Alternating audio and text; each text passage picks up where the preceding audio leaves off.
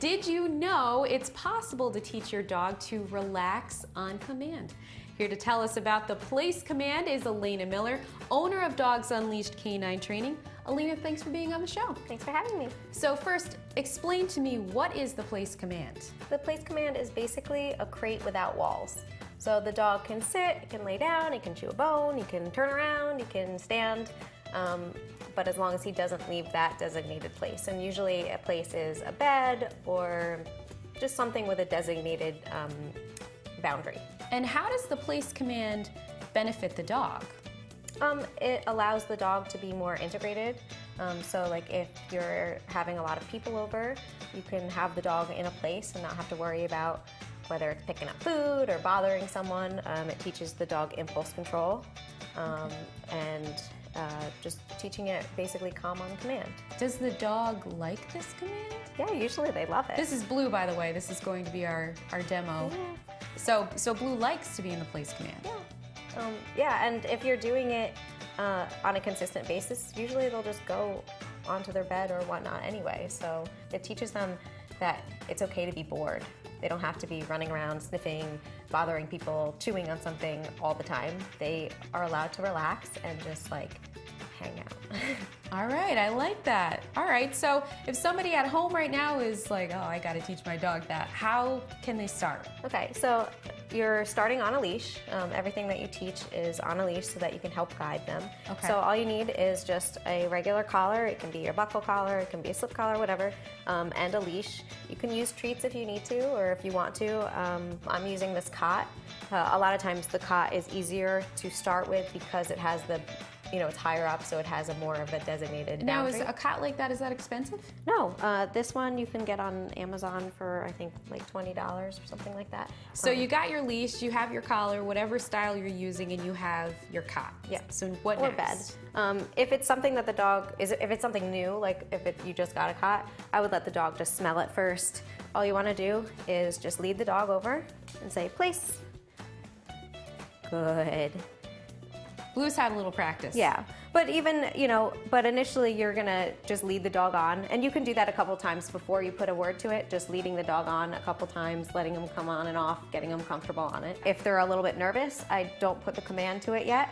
Okay. Just let them get used to it. Just like I said, you can, whatever motivates them. So whether it's treats or whether it's toys or something, or just praise in general, helping them on it and then showing them like, oh, this is a cool place to be, So we're letting them feel good about it, and once they're on it, that's when we want to treat? I mean, as far as the command, I'm not going to treat until all four paws are on the mat.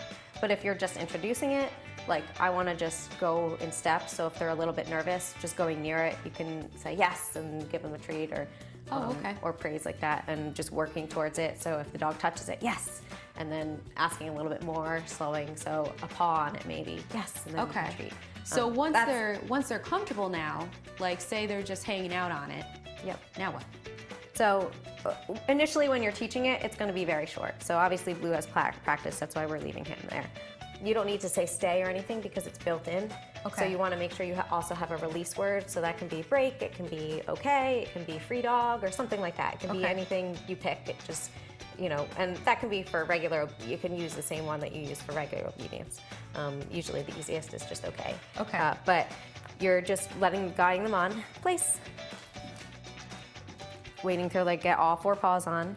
And like I said, they can sit. I'll treat that if they lie down, that's great too. And then just, okay, releasing them.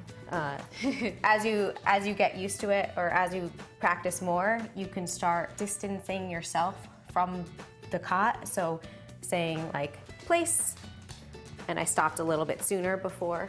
Okay, so it encourages them to then walk a little further. Yeah, you want there. you want your leash to be loose. If you need to guide them, then yes, but you don't want to be dragging them on there, right? Helping them. So the looser it is, the better. And then as you're practicing, you can start adding distractions. So just moving around is going to be a distraction in the beginning. And if they get off and if they make a mistake, you just say no and put them back and say place. And I wouldn't treat right after if they make a mistake. You would just continue trying to distract them, and if they're calm, then you can praise or give a reward. And then you can start adding even more distraction by petting them, because some dogs think that they're done after you pet them. Okay. So again, if you pet them, good, and then you can treat again. Okay. For them staying there. And so this is, we do have to remember that Blue has had a lot of practice, so it is going to be more gradual for somebody who's just starting out. yeah, I wouldn't just say place and then expect them to be on the placemat for hours. Right. You're gonna start, and like I said, it could be a couple seconds and then release them. What is a good amount of time when you're first starting to leave your dog there? Initially, like I said, I would practice a couple sessions every couple, a couple times a day. It can be 5 minutes a day. Okay. And just practicing them, getting used to it. And once they have an understanding of the commanding, you can start doing the duration. So start adding more time. It can be 15 minutes or 20 minutes. It can be a commercial break, and then releasing them and then putting them back on. And how do you know when they're doing it right? as long as they're staying on there, I mean, you should be able to drop the leash, walk around, get excited. Oh my goodness! And like, they need no, to I know stay this there. one. Good boy.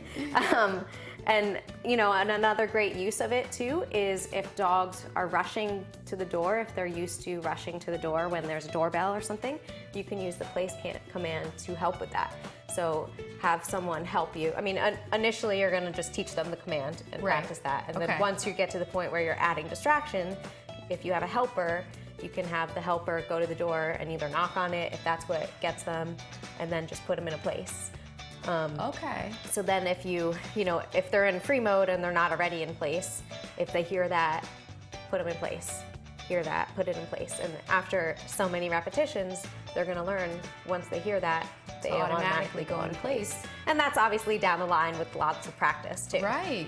But even if if you know someone's coming over, you can already put them in a place so that they're already there. And it just takes practice and consistency and lots of patience too.